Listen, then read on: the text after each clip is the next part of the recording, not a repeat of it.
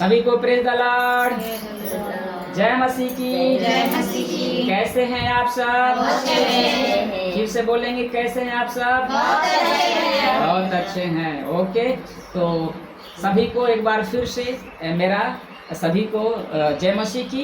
जय मसीह की। मेरा नाम रामाशीष मसीह है और मैं मसीह मंथन बैठक खरी शिक्षा में हूँ और खरी शिक्षा का जो मुहिम है हम सब चला रहे हैं। तो आप सब जितने भी यहाँ पर हैं उसमें बने रहें।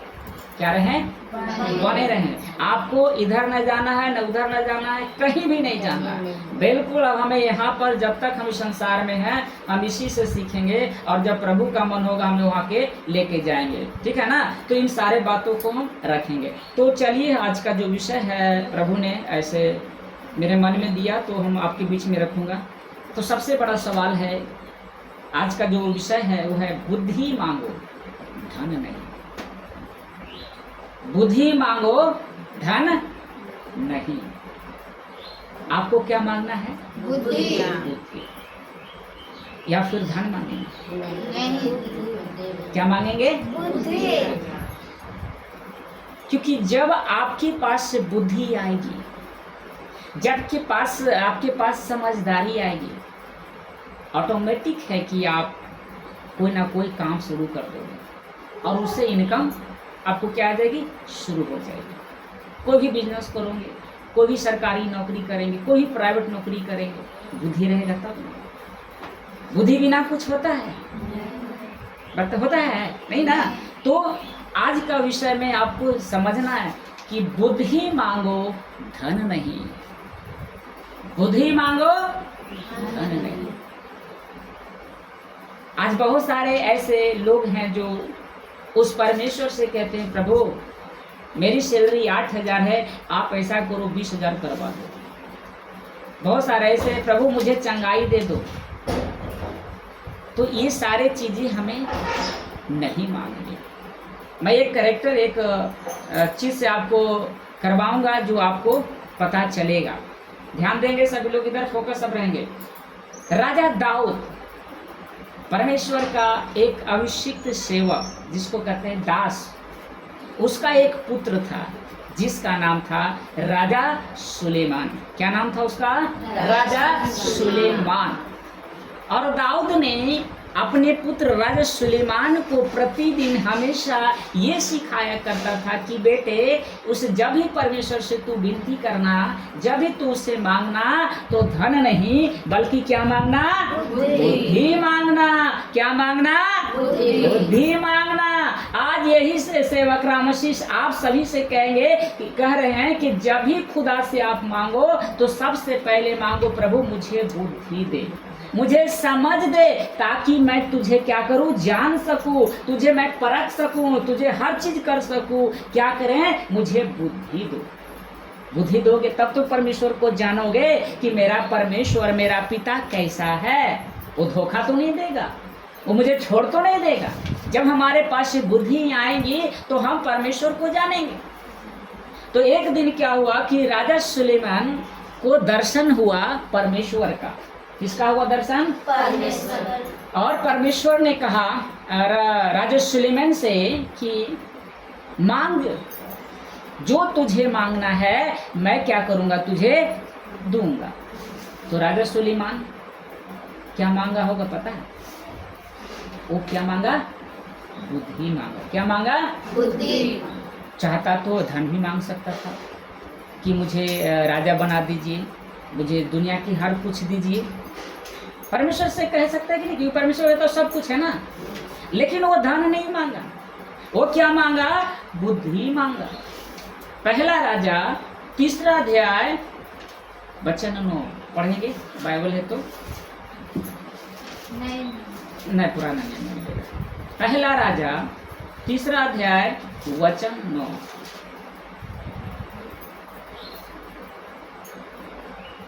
हम पढ़ते हैं, आप लोग को मिल जाएगा। लिखा है, तू अपने दास को, परमेश्वर को कहता है राजा सुलेमान कि तू अपने दास को अपनी प्रजा का न्याय करने के लिए समझने की एक ऐसी शक्ति दे, मतलब ऐसी बुद्धि दे कि मैं भले बुरे को परख सकूं। क्या कर सकूं? भला क्या है, बुरा क्या है, उससे मैं क्या कर सकूं? परख सकूं। आज मसीह जो समाज है, हमारे कलीसिया जो है, वो तो यही तो उसके पास नहीं है। उसके पास पर बुद्धि का है ही नहीं ज्ञान, तो अगुओं को कैसे परखेगा? वो जो अगुआ आ रहा, जो बता रहा, उसको परखेंगे कैसे? मेरे पास तो बुद्धि नहीं है, तो कैसे हम जांचेंगे उसको? बुद्धि रहेगा तब ना जांचेंगे कि हम परमेश्वर बुद्धि नहीं है, लोग आ रहा है, मुझे सिखा रहा है और मुझे मालूम नहीं कि क्या बोल रहा है। बुद्धि रहेगा तो हम पकड़ेंगे कि गलत है कि सही है। तो लिखा है कि तू अपने दास को, 3 कानून में है, ठीक ना, पहला राजा 3 कानून में, 3 अध्याय वचन 9 में, तू अपने दास को अपनी प्रजा का न्याय करने के लिए। ये क्या है? आप सब प्रजा हैं। आप क्या सब है? परमेश्वर के प्रजा, यानी परमेश्वर के आप लोग हैं। जितने भी यहाँ पर बैठे हैं, ध्यान दीजिएगा, सभी फोकस इधर रखिएगा। जितने भी यहाँ पर बैठे हैं सब परमेश्वर के क्या आप हैं? बेटा और बेटी उसके लोग हैं। क्या हैं आप सब? उसके लोग हैं। तो परमेश्वर से मैं यही कहता हूँ, मांगता हूँ कि प्रभु मुझे इन लोगों को सिखाने की मुझे बुद्धि दीजिए कि मैं इसे कैसे सिखाऊं, है ना। तो यहाँ पर राजा सुलेमान कहता है, तू अपने दास को अपनी प्रजा का न्याय करने के लिए, जो भी मेरे पास आएगा समस्या लेकर, है ना, कुछ ऐसे चीज लेकर, तो मैं इसे कैसे क्लियर करूंगा, उसे कैसे मैं सही करूंगा? तो उसके लिए मुझे बुद्धि देगा ना, मुझे समझ चाहिए ना, तभी तो मैं उसका न्याय करूंगा, तभी तो उसको सही दिशा दिखाऊंगा। ऐसा वो प्रार्थना करके राजा सुलेमान परमेश्वर से कहता है कि न्याय करने के लिए समझने की ऐसी शक्ति दे कि मैं भले बुरे को परख सकूं। क्या कर सकूं? भले बुरे को परख सकूं। तो परखना, जब आपके पास बुद्धि नहीं आएगी ना, समझ नहीं आएगी ना, तो कोई भी आपको उल्लू बना देगा। बना देगा कि नहीं बना देगा? कोई भी आएगा आपको उल्लू बना देगा। तो जब हमारे पास बुद्धि रहेगा, कोई उल्लू बना देगा? कोई मुझे मूर्ख बना सकता है? तो आज आप सभी को बुद्धिमान बनना होगा, ठीक है ना। आप सभी को तेज बनना होगा, समझदारी बनना होगा। अगर आप नहीं बनोगे तो कोई भी पास्टर यहाँ पर आ जाए, कोई भी अगुआ बोलेगा मैं सिखाऊंगा, मैं ये करूंगा, वो बोलूंगा, तो आप विश्वास कर लोगे, अरे ये तो सही बोल रहा है। लेकिन जब आपके पास बुद्धि रहेगा, समझदारी रहेगा, तो आप परख लोगे ना कि ये बंदा क्या बोल रहा है ना, ये जो आया हमें क्या सिखा रहा है। तो सबसे पहले यही तो मांगना है ना, समझ और बुद्धि दें। अगर मेरे पास परमेश्वर ने समझ और बुद्धि नहीं देता, तो जो मेरा अगुआ था, जो लीडर था, मैं उसको परख पाता? उसको मैं सही गलत क्या बोल रहा है, सही क्या बोल रहा है, उसको मैं परख पाता? लेकिन जैसे परमेश्वर ने मुझे बुद्धि दिया, मुझे पता चला अरे ये तो गलत अगुआ, ये तो सही अगुआ है ही नहीं था, रबा में फंसा दिया, अन्य भाषा में फंसा दिया, दशमांश में फंसा दिया, बाइबल को कहता बासी भात कहता है। मैंने परखा और मैंने समझदारी आया और मैंने छोड़ दिया। तो राजा सुलेमान यही मांगा कि मुझे परख दो, भला क्या है, बुरा क्या है, मुझे ऐसी शक्ति दो। पता है क्या हुआ? परमेश्वर प्रसन्न हुआ। परमेश्वर क्या हुआ? प्रसन्न हुआ, खुश हुआ। बताइए क्यों खुश हुआ? क्योंकि परमेश्वर ने कहा कि तू तो ना धन मांगा है, ना दीर्घायु मांगा, ना लोगों को नाश करने के लिए, तू तो बुद्धि विवेक भरा मन मांगा है ना। तो ऐसा करूंगा, मैं बुद्धि के साथ क्या करूंगा, तुझे धन भी दूंगा। हालेलुया। बुद्धि के साथ धन दूंगा, सब कुछ दूंगा। एक चीज बोला, कितना फायदा हुआ। अगर वही राजा सुलेमान कहता कि मुझे धन दो, तो उसको धन मिलता? कुछ नहीं मिलता उसको। लेकिन राजा सुलेमान वो जानता था कि मेरा पिता जो दाऊद है मुझे क्या बताया था, और उसी बात को रखा और परमेश्वर से वही मांगा। तो आज आपको भी परमेश्वर से यही मांगना है कि मेरे स्वर्गीय पिता, मेरे प्रभु यीशु मसीह, मैं मूर्ख हूँ, मैं मूर्ख बेटी हूँ, लेकिन मुझे बुद्धि दे ताकि मैं समझ सकूँगा, मैं तेज बनूंगा, आपकी बेटी की तरह बनूंगा। तो ये मांगना है आपको उस परमेश्वर से, उस प्रभु यीशु मसीह से युड है वाव है से आपको ऐसी ही बुद्धि विवेक भरा मन मांगना है। कैसा लग रहा है? बहुत अच्छा। अब प्रश्न उठता है यहाँ पर कि सुलेमान द्वारा बुद्धि के लिए किया गया अनुरोध परमेश्वर के लिए क्यों था? परमेश्वर के लिए क्यों था? यहाँ पर प्रश्न उठ रहा। तो इसका उत्तर है कि राजा सुलेमान ने धन या दीर्घायु से अधिक बुद्धि को प्राथमिकता दी। हेलो, ध्यान दीजिएगा। राजा सुलेमान ने क्या किया? धन से ज्यादा किसको ज्यादा वैल्यू दिया? बुद्धि को। धन को ज्यादा प्राथमिकता नहीं दी, ज्यादा वैल्यू नहीं दिया। आज के लोग क्या, मैं हर एक पास्टर को देखा, हर एक अबो को देखा, पैसा के लिए खुद बिक जाता है, आत्मा को बेच दिया पैसे के लिए, आपको झूठ बोल देता।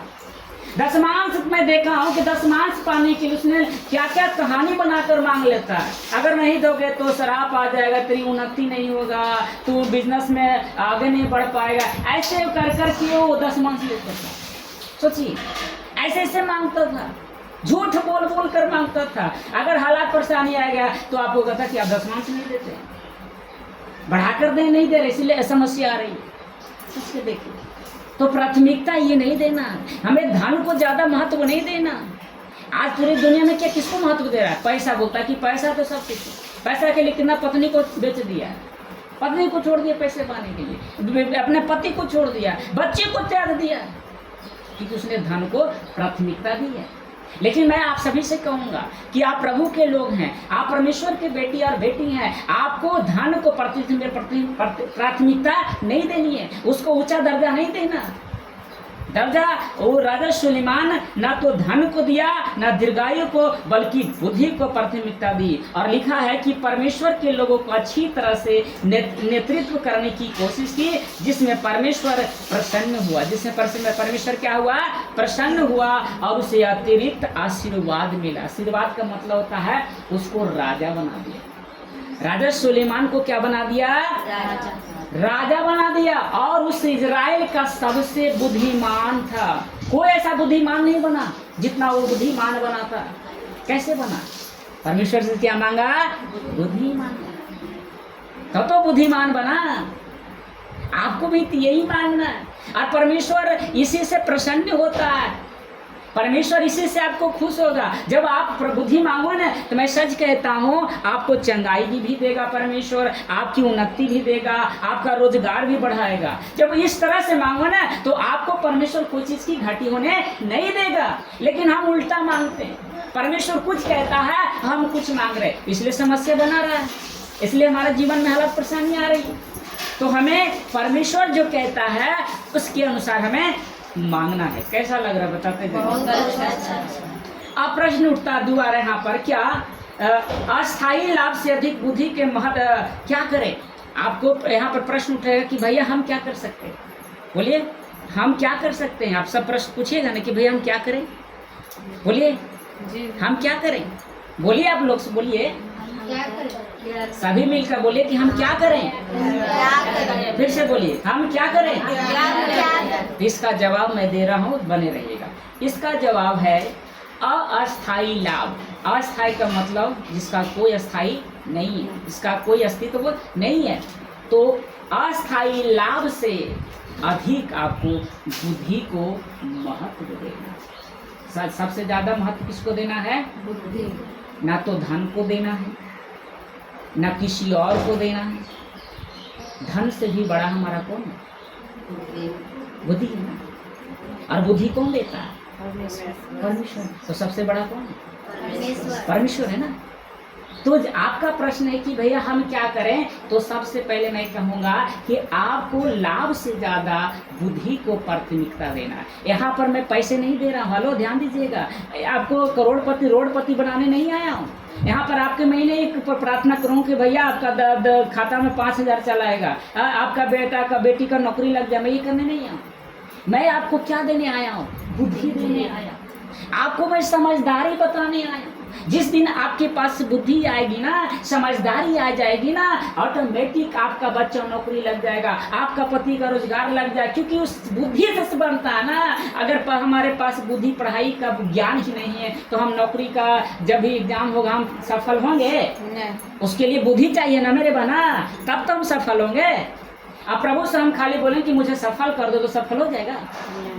अगर हम खुदा से बुद्धि मांगते तो परमेश्वर पढ़ने की बुद्धि दे देता, एग्जाम कैसे पास होता उसकी समझदारी देता, तो फेल होता कि पास होता, पास हो जाता ना। तो सबसे ज्यादा महत्व अभी हम सबको किसको देना है, बोलिए बुद्धि को। किसको बोलना है, बुद्धि को। सभी बोलिए, किसको महत्व देना है, बुद्धि को। बुद्धि को। लिखा है कि परमेश्वर की बुद्धि एक कंपास की तरह है। कंपास मतलब घड़ी का जो सुइया होता है ना, कंपास, ठीक है ना, ध्यान दीजिएगा। परमेश्वर की बुद्धि एक कंपास की तरह है जो आपके जीवन के तूफानों को में भी दिशा देगा। जब आपके जीवन में तूफान भी आएगा ना, तो वो दिशा आपको परमेश्वर बताएगा कि तुझे ऐसे करना है, तुझे ऐसे चलना है। जब तक आपके पास बुद्धि नहीं आएगी, समझ नहीं आएगी, तो आपका जीवन उलझा जाओगे। जब समस्या आएगा ना, तो आपको पता ही नहीं चलेगा कि मैं क्या करूँ, मैं करूँगा। डिप्रेशन है ना, चिंता इतना आ जाएगा कि आप चिंता में डूब जाओगे। लेकिन जब आपके पास बुद्धि होगी, जब आपके पास विवेक होगा ना, तो उस तूफान में भी आपको पता होगा कि मैं इस तूफान से कैसे निकलूंगा, इस गड्ढे से मैं कैसे पार हो जाऊंगा, वो आपको पता होगा। कब होगा, जब आपके पास बुद्धि होगी। इसलिए मैंने कहा कि परमेश्वर की बुद्धि एक कंपास की तरह है जो आपको जीवन के तूफानों में भी दिशा देती है। क्या देती है आपको, दिशा मतलब मार्ग दिखाती है। हर परिस्थिति में परमेश्वर आपको मार्ग दिखाएगा और वो आपको हमेशा नेतृत्व करेगा कि बेटा ऐसे चलो, ऐसे चलो, ऐसे करो। ये सब परमेश्वर आपके साथ करेगा जब आप परमेश्वर के बुद्धि को प्राथमिकता दोगे। समझ में आ रही? जी भैया। सभी को बोलिएगा। हाँ भैया। अच्छा लग रहा है ना, अच्छा। समझदारी की बात कर रहा है ना। जी। मैं पहले ही बोल दिया कि मैं धन देने नहीं आया हूँ, आपको मैं बुद्धि देने आया हूँ। परमेश्वर मेरे द्वारा आपको क्या दे रहा है, बोलिए बुद्धि दे रहा है। जब आपके पास बुद्धि आएगी ना, तो आपको किसी के पास हाथ फैलाने की जरूरत नहीं है। अब जब आपके पास बीमारी आएगी तो कहोगे भैया मेरे लिए चंगाई कर दो ना, चंगाई कर दो ना। आप मांगोगे कि मुझे चंगाई दो, क्योंकि आपके पास बुद्धि है कि मैं खुदा से बोलूंगा, खुदा मुझे चंगा कर देगा। तो हम किसी से करवाएंगे, बुद्धि रहेगा तब ना। अब बुद्धि नहीं रहेगा तो आप क्या करोगे, यही ना करोगे कि मुझे चंगाई दे दो, मेरे लिए कर दो, वो कर दो, ऐसे ही रह जाओगे। तो कितना फायदा है आपके पास बुद्धि का, हेलो बोलिए, फायदा है ना। आज तक जब से मैं खरी शिक्षा में आया, मैं आज मुझे किसी से क्या बोलता चंगाई लेने की आवश्यकता नहीं पड़ा। कैसे नहीं पड़ा, क्योंकि मेरे पास बुद्धि आ गई।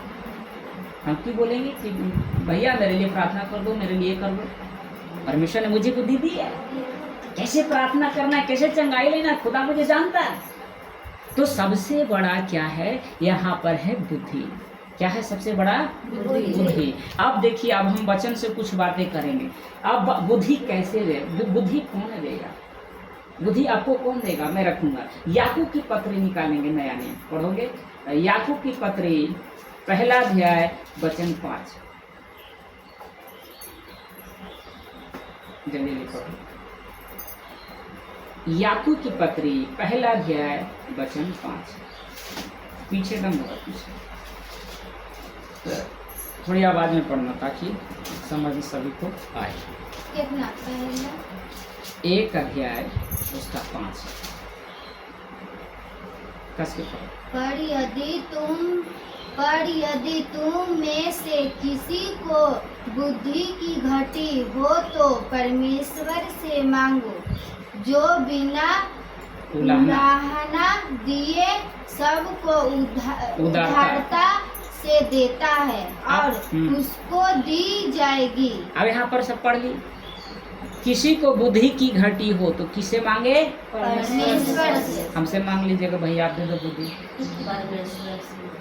तो आप क्या करते हो, चंगाई है, चंगाई की बुद्धि नहीं तो बोले भैया चंगाई कर दो, बुद्धि नहीं है ना। मेरी बात समझ में आ रही कि नहीं आ रही? जी भैया। कितना बड़ा बुद्धि है। बुद्धि कौन देगा, परमेश्वर देगा। लिखा है कि अगर तुम में से किसी को बुद्धि की घटी हो तो वह परमेश्वर से मांगे।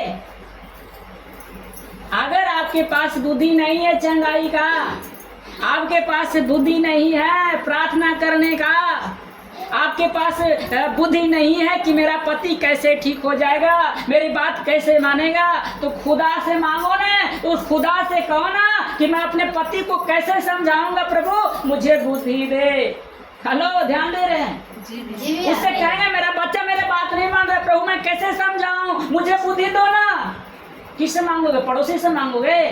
पड़ोसी आपको मांगो करो, बताओ कि मेरा बच्चा नहीं मान रहा है, मैं क्या करूं? गलत बता देगा ना वो। हेलो, मेरी बात समझ रहे हैं? वो गलत दिशा दिखा देगा ना। लेकिन उस खुदा से मांगोगे, उस परमेश्वर से मांगोगे तो बुद्धि देगा ना। इसलिए कहा ना कि यदि तुम में से किसी को बुद्धि की घटी हो तो वह किसे मांगे? परमेश्वर यानी मुझसे मांगे। और लिखा कि मैं बिना उलाहना, मतलब दो बात नहीं बताएगा, दो बात आपको नहीं सुनाएगा परमेश्वर। तू क्यों आ गया बेटी? मैंने तुझे बुलाया, मेरे पास आओगे तो मैं बोलूंगा, डांट भी दूंगा। हेलो, बोलिए, सभी लोग समझ रहे ना? मैं डांट बोल दूंगा कि आप नहीं कर रहे हैं, दो बात सुना दूंगा ना। लेकिन परमेश्वर नहीं सुनेगा, परमेश्वर आपको डांटेगा भी नहीं उस बात। बुद्धि मांग रहे हैं ना, तो परमेश्वर क्यों बोलेगा? इसलिए वो कहता है कि मैं बिना उलाहना दिए उसे उदारता से देता हूँ और उसको दी जाएगी। हालेलुया। जो बुद्धि मांगेगा वो परमेश्वर उसे बुद्धि देगा। बुद्धि मांगो, धन नहीं। राजा सुलेमान बुद्धि मांगा, धन नहीं मांगा। आपको ये नहीं कहना प्रभु मुझे धन बना दो, मुझे आशीष दे दो, ये कर दो कर दो। सबसे पहला है खुदा से बुद्धि मांगो ना मेरे बहन, सब कुछ पीछे पीछे आ जाएगा। धन भी आ जाएगा, इज्जत भी आ जाएगा, शोहरत भी आ जाएगा, सब कुछ आया। राजा सुलेमान के पास जानते हैं कि नौकर चाकर जितने भी था सब परमेश्वर उसको दिया। उस पूरे इजराइल का सबसे प्रतापी बुद्धिमान राजा बनाया और लोग उसके कटघरे में आता था और न्याय करता था वो राजा सुलेमान। राजा सुलेमान क्या न किया, मैं छोटी सी रखूंगा। एक दो स्त्री थी, ध्यान दीजिएगा। हेलो, सबका फोकस यहाँ रखिएगा, जब आए हैं तो ध्यान दीजिएगा। एक स्त्री का जो बच्चा मरा हुआ पैदा हुआ और एक स्त्री का जीवित था। तो स्त्री क्या किया, बदल लिया बच्चा को। बच्चा को क्या किया, बदल लिया। मरा वाला इसको दे दिया, इसको जीवन वाला वो ले लिया, है ना। तो पता चला कि मेरा बच्चा मरा हुआ, मेरा बच्चा तो सही था। तो बोल रहा है कि नहीं मेरा बच्चा सही, तुम्हारा बच्चा मरा हुआ। अब ऐसे करते करते दोनों में क्या हुआ, लड़ाई झगड़े हो गए कि मेरा बच्चा है, तुम्हारा बच्चा मरा हुआ है ना। ऐसे करते करते जो केस है कहाँ पहुंच गया, राजा सुलेमान के पास। ये जो लड़ाई झगड़ा कहाँ तक पहुंच गई, उस पूरे इजराइल का राजा कौन था, राजा सुलेमान। तो राजा सुलेमान के पास आया तो स्त्री कहने लगी कि मेरा बच्चा है, वो कह रही है मेरा बच्चा है। अब लड़ाई हो, अब राजा सुलेमान क्या करे भाई, दोनों कह रहा है मेरा बच्चा है, वो भी कह रहा है मेरा बच्चा है। तो राजा सुलेमान क्या मांगा था परमेश्वर से, अरे बोलिए ना भाई, बुद्धि। अब वो बुद्धि लगाया, क्या लगाया, बुद्धि। परमेश्वर से क्या मांगा था पहले, बुद्धि। अब बुद्धि से उस प्रश्न का वो हल ढूंढ लिया। राजा सुलेमान इसका हल पता कर लिया। तो कहा दरबान से कि दरबान ऐसा करो, ये जो लड़का है जो जीवित है इसको दो भाग कर दो। क्या कर दो, एक हिस्सा उसको दे दो और एक हिस्सा उसको दे दो। अब जिसका बच्चा जो जिसका कोख से जन्म लिया उसको दर्द हो गया कि कह रहा है दो टुकड़ा कर दें।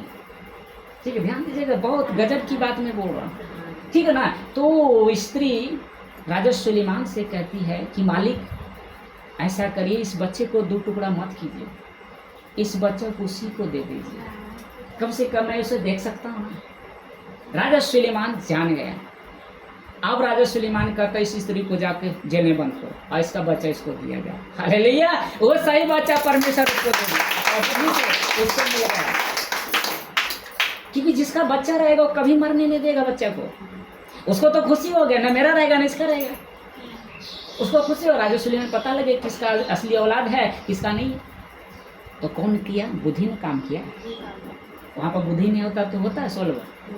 आपके परिवार में समस्या आ रही है, पति पत्नी में समस्या आ रही है, ये सोल्व कोई नहीं करेगा, बुद्धि आपकी करेगी।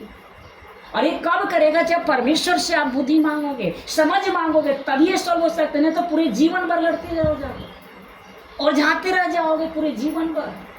इसलिए परमेश्वर कहता है अगर तुम्हें से किसी को बुद्धि घटी हो तो मेरे से आओ, मेरे मांगो। हम क्यों नहीं मांग रहे? हम जाते प्रभु के पास तो चंगाई मांग लेते कि प्रभु मुझे चंगा कर दो, मेरी सैलरी सही नहीं है उसको डबल कर दो। ऐसे मांगेंगे परमेश्वर से?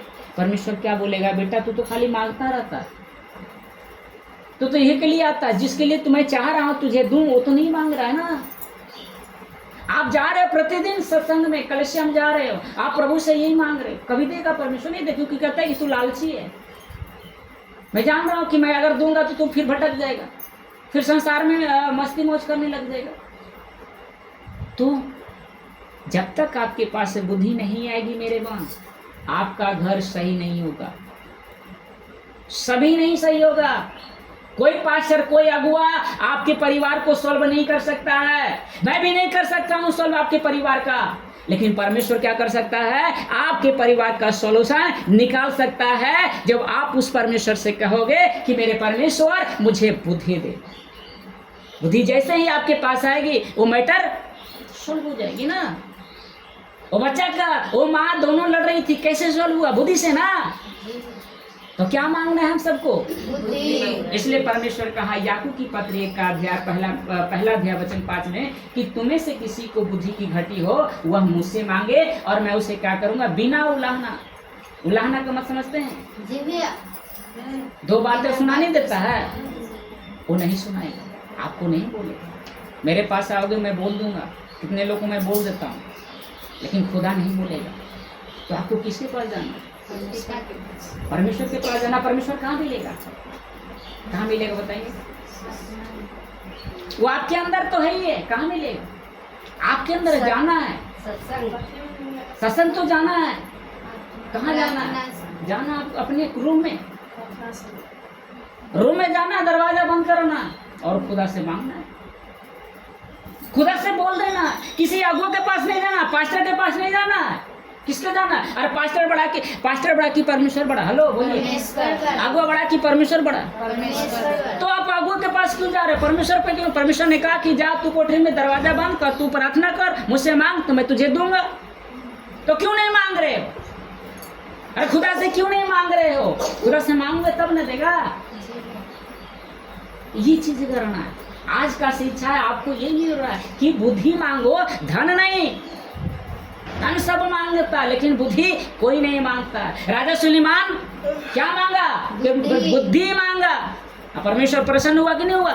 जी। आपसे और हमसे मेरी बहना परमेश्वर तभी प्रसन्न होगा जब आप उस परमेश्वर से बुद्धि मांगोगे।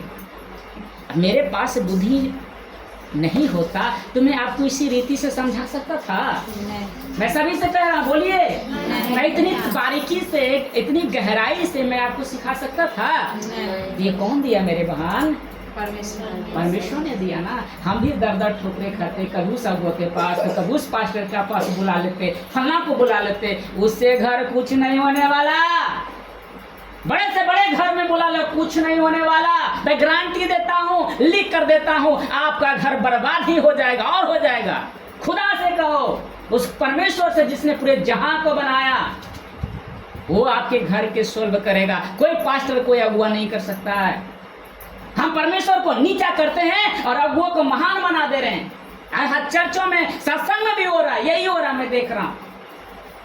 अपने आप को क्या समझ लिया है लोगों ने। और मैं मूर्ख तो उसको समझता हूँ जो लोग उसको बुलाता है। सबसे मूर्ख तो उसको है जो बुलाता है ऐसे लोग को।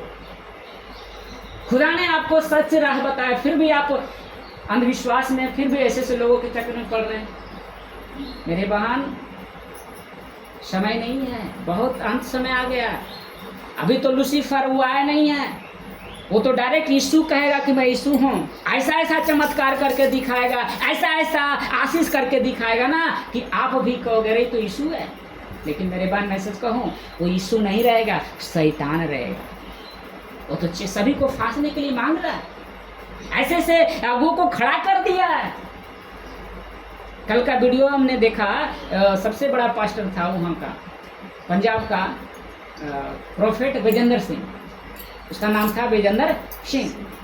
वो उसके बारे में पता चला कि वो तांत्रिक का काम करता है। वो लोगों को लोगों को क्या करता है, बेविचार में पकड़ाता है और उसको निकलने नहीं देता है। बता रहा था कि एक गर्भवती था, उसको मारा पेट पे, ऐसा ऐसा वो गलत काम करता था, लोगों को क्या दिखाता था, क्या बढ़िया है। ऊपर से सब दिखाएगा मेरी बहन, ऊपर से सब चिकना दिखाएगा आपको, लेकिन अंदर से आपको फाड़ने वाले भेड़िए रहेगा, आपको बर्बाद करने आएगा। ऐसे लोगों से बचिए। मैं प्रतिदिन हर बार आप लोग को समझाता हूँ कि ऐसे अगुओं से, ऐसे पास्टर से बचो। नहीं बचोगे ना तो फाड़ डालेगा। और मैं यही प्रतिदिन आप लोग को शिक्षा देता हूँ, लेकिन आप लोग को मेरी बात समझ नहीं आ रही। लेकिन जब पछताओगे ना मेरी बहन, तो उस दिन आपको पछतावा नहीं होगा कि मैंने क्या कर दिया। ठीक है ना? कैसा लग रहा बताते जाएंगे सब। तो याकूब की पत्री 1 अध्याय 5 में लिखा है कि तुम परमेश्वर से मांगो बुद्धि, तो बिना उलाहना दिए क्या करेगा? आपको, हमको देगा। अब एक और वचन पढ़ेंगे, नीति वचन। पुराना नियम निकालो, नीति वचन 2 अध्याय वचन 6। नीति वचन मिलेगा भजन संहिता से पहले, बाद में, भजन संहिता का बाद में नीति वचन। और आगे निकालो ना, भजन संहिता का बाद।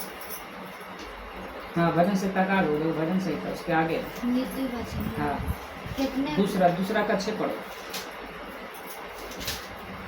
6। हाँ, 6 पढ़ो। क्योंकि बुद्धि यहोवा ही देता है, हाँ, समझ ज्ञान गए। और समझ की बातें उसी उसी के मुंह से निकलती है। दिखा ना कि बुद्धि, फिर से एक लाइन पढ़ो, क्या लिखा है? क्योंकि बुद्धि यहोवा ही देते हैं। देखिए बुद्धि, बस रुक जाओ यहाँ पे। बुद्धि कौन देता है?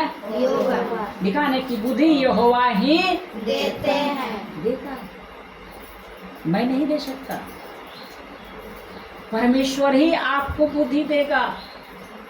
ये पूरी दुनिया को जो आप देख रहे हैं ना मेरी बहना, मेरे परमेश्वर ने सिर्फ बोला, सूर्य बन जा, चंद्रमा बन जा, पृथ्वी बन जा, पेड़ पौधे बन जा। क्या बोला? शब्द। क्या बोला? शब्द ना। तो परमेश्वर के पास बुद्धि था तभी ने बोला कि ये बन जा। अगर बुद्धि नहीं होता तो बनता? अब जब इंसान को बनाया, आदम को बनाया, तो कहाँ पर किडनी लगाना है, कहाँ पर आँख लगाना है, बुद्धि के बिना हो सकता है? मेरी बात आप लोग फोकस नहीं कर रहे, ध्यान नहीं दे रहे हैं। मोबाइल को रखिए साइड में, ध्यान दीजिएगा वचन को। लिखा ना, परमेश्वर परफेक्ट बनाया। कान से सुनाई देगा, आँख से देखेंगे, मुंह से खाएंगे, बोलेंगे, सब कुछ परफेक्ट है कि नहीं? कि कान से हम देख रहे हैं, ऐसा है? हेलो, बोलिए कि ना? नहीं है ना? तो सब कुछ परमेश्वर ने परफेक्ट बनाया ना। तो परमेश्वर के पास क्या था? बुद्धि। तो कौन आपको बुद्धि देगा? परमेश्वर। तू ही तो मैं सिखाने की कोशिश कर रहा हूँ कि बुद्धि यहोवा ही देता है। और क्या लिखा है इसका बी पार्ट में? ज्ञान और समझ की बातें उसी के मुंह से निकलती है। ज्ञान की बातें, समझ की बातें उसी के मुंह से निकलता है। मेरे मुंह से नहीं, परमेश्वर के मुख से निकलता है। और मैं प्रतिदिन लगातार मैं उस परमेश्वर से ही मांगता, प्रभु मुझे ऐसे बुद्धि दे ताकि मैं आप सबको अच्छी रीति से सिखा सकूं, गहराई से सिखा सकूं, आपको उस परमेश्वर के जो कहता है मैं समझा सकूं। निरंतर मैं उस परमेश्वर से मांगता हूं और परमेश्वर मुझे प्रतिदिन देता है। और मैं प्रतिदिन सिखा रहा हूं। तो यहोवा के मुख से ही बुद्धि निकलता है, समझ की बातें सब कुछ उसी के मुंह से निकलती है। तो आपको और हम सभी को उस परमेश्वर से ही मांगना है। हर चीज के लिए मांगिए, वो सभी चीज का जो आपको नहीं समझ में आ रहा है, आपके पास बुद्धि नहीं है, उस परमेश्वर से मांगिए। और परमेश्वर आपको बंद कोठरी में जाइए और उससे परमेश्वर से कहिए, वो आपको देगा। आपको किसी पास्टर के पास जाने की जरूरत नहीं है, किसी बड़े पास्टर से प्रार्थना करवाने की जरूरत नहीं। मैं बहुत को देखा हूँ, तेल को प्रार्थना करवा लाता है, तेल घर में ले आता है, पानी ले आता है घर में। ये गलत है, ये आपकी बुद्धि नहीं है। जिसके पास बुद्धि रहेगा ना, वो कभी नहीं कहेगा कि मेरे लिए तेल बना दो, पानी बना दो। ये सब आपकी बुद्धि नहीं होने की वजह हो रहा है। और ऐसे अगुए पास्टर आपको फायदा उठा रहा है। बचिए, कुछ नहीं उससे मांगिए, तेल पानी से कुछ नहीं होने वाला। उससे बढ़कर कौन है? आपका यहोवा परमेश्वर, जिसका नाम प्रभु यीशु मसीह, हालेलुया, वो ही है। उससे सब कुछ मांगे, तेल पानी से कुछ नहीं होने वाला। जिसका विश्वास तेल पानी पर है उसका भरोसा परमेश्वर पर नहीं है। जिसका परमेश्वर पर भरोसा होगा वो कभी तेल पानी पर विश्वास भरोसा नहीं करेगा। उसमें भी तो परमेश्वर का ही सामर्थ्य रहता है। नहीं नहीं नहीं, प्रार्थना से पास्टर में सामर्थ्य नहीं होता है, आप गलत सोच रहे हो। परमेश्वर में सामर्थ्य नहीं है, परमेश्वर में है ना। तो कौन कर रहा है? आपको ही सामर्थ्य दिया तभी ना भी वचन बता रहे हैं भैया। तो जो अब वहाँ का जो लीडर है, जो अगुआ है, तो उसे से क्यों करवा रहे हैं? तो उसे से क्यों करवा रहे हैं? आपके पास नहीं है? हमारे पास भी है। तो फिर तेल ना हमारे पास अभी सामर्थ्य नहीं। कैसे नहीं आपका पास है? सबके पास सामर्थ्य है, ये आपका सोच गलत है। ऐसे है, बाकी नहीं, आप नहीं। फास्ट चल सकते हैं थोड़ा। नहीं नहीं, कुछ नहीं, सबके पास वही सामर्थ्य है। आपको भूल है, आपको समझदारी नहीं है। और जिस दिन आपके पास बुद्धि खुल जाएगी, समझदारी आ जाएगी ना, तब आपको पता चलेगा नहीं हमें किसी से तेल पानी प्रार्थना करवाने की जरूरत नहीं है। परमेश्वर तो मेरे अंदर है, मैं बोलूंगा परमेश्वर से, परमेश्वर ठीक कर देगा। ये हमारा सोच है, बुद्धि नहीं की वजह से हम ऐसा करते। पहले हम भी करते थे, बुद्धि नहीं। कलेसिया के लिए वचन की जरूरत पड़ता है, तेल पानी की जरूरत नहीं पड़ता है। नहीं नहीं, ज्यादा रुकिए, बाद में बात। भैया का जवाब दे रहे हैं। कुलिसियों 1 पढ़ेंगे, पढ़ो नया नियम, कुलिसियों की पत्री पहला अध्याय वचन इधर हो गया। नया कुलिसियों सब भुला गई क्या? पहले खोलती थी। कुलिसियों की पत्री आपको मिलेगा, दूसरा कुलिसी आगे। वो अपने चला तो जीवन नहीं उसे परमेश्वर तो बांध बंद करते हैं वो है। सुन रहे परमेश्वर के बच्चे देखिए ध्यान दीजिएगा, आवाज नहीं करेंगे सभी लोग, शांति बना कर रहेंगे।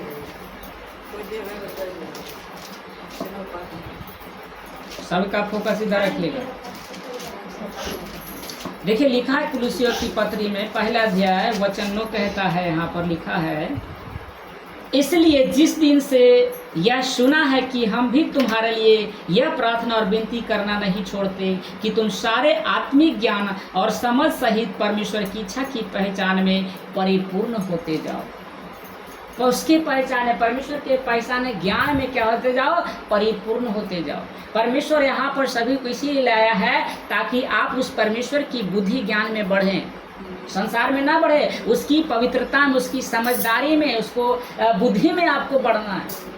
और कब मिलेगा? जब आप परमेश्वर से ये बुद्धि मांगोगे, तभी उसकी परिपूर्णता में आप बढ़ोगे।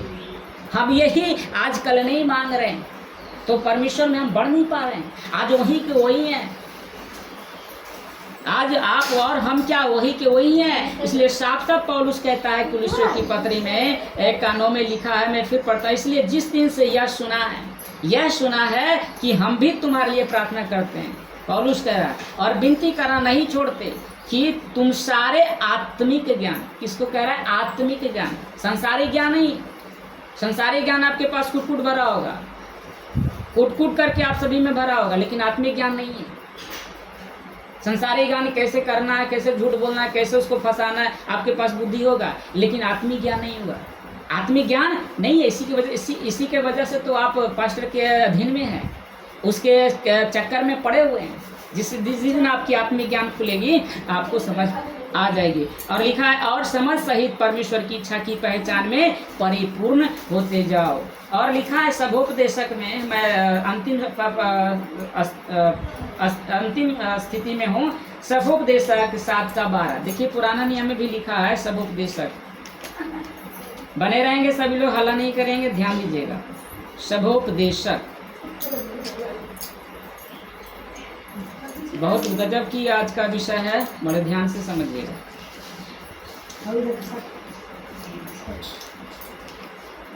सभोपदेशक उसका 7:12 में लिखा है, मैं पढ़ रहा हूँ। 7:12 में देखिए लिखा है, क्योंकि बुद्धि की आड़, ध्यान दीजिएगा, क्योंकि बुद्धि की आड़ रुपये की आड़ का काम देता है। किसका काम देता है? पैसे का। देखिए लिखा हुआ, क्योंकि बुद्धि की आड़, यानी बुद्धि के आड़ में रुपये की आड़ का काम देता है। कहने का मतलब है कि जिसके पास बुद्धि होगा उसको पता है कि पैसा कैसे कमाया जाता है।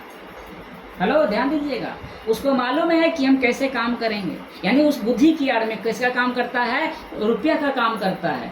और लिखा है 12 में और इसी में, परंतु ज्ञान की श्रेष्ठता, ज्ञान की श्रेष्ठता यह है कि बुद्धि से उसके रखने वालों के प्राण की रक्षा होती है। आप बुद्धि से क्या रक्षा होती है? आपकी प्राण की रक्षा होती है। आपका जो जीवन है ना अनंत का, वो आप रक्षा करोगे जब आपके पास बुद्धि आएगी। और ये बुद्धि नहीं है, ये बुद्धि हम सब में नहीं है, जिसकी वजह से हम अपने जीवन को सुरक्षित नहीं रख पा रहे हैं। आपका जीवन सुरक्षित नहीं है। मुझे जहाँ तक मालूम है, किसी का मैं देखता हूँ जीवन सुरक्षित नहीं है। अभी भी आप अंधकार में, अभी भी नरक की कगार पर हो। जिस दिन आपकी आत्मिक ज्ञान आएगा ना, तब पता चल जाएगा कि हमें कौन है। तो बुद्धि आपकी क्या करेगा? जीवन को रक्षा करेगा। साफ साफ तो बाइबल कह रही है, 7 का 12 में साफ साफ देखिए यहाँ पर लिख दिया है, क्योंकि बुद्धि क्या रुपये के आड़ का काम देता है, परंतु ज्ञान की श्रेष्ठता यह है कि बुद्धि से उसके रखने वालों के प्राण की रक्षा होती है। बुद्धि आएगी ना तो आप खुद अपने प्राण की रक्षा कर लोगे। अगर बुद्धि नहीं है ना तो कोई आपकी प्राण की रक्षा नहीं कर पाएगा।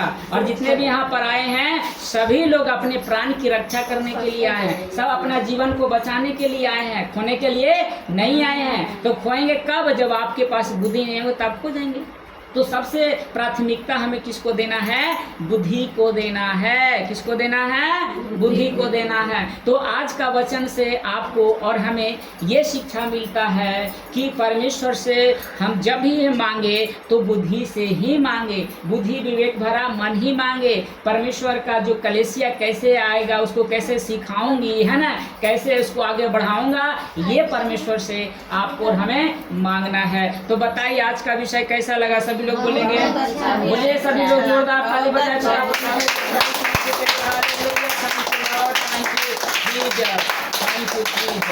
यू।